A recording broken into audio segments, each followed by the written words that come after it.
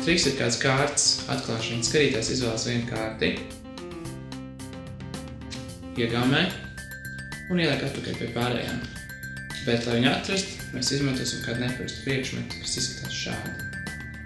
Ja mēs viņus turam, ieliekam un izveram cauri visām pārējām, tad vienu, bet lēnām un uzmanīgi parādās augšā.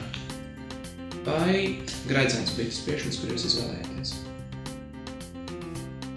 Tātad, šī trika noslēpums ļoti vienkāršs. Kārtīs ir izdurti divi caurumi, viens lielāk diametru, viens mazāk.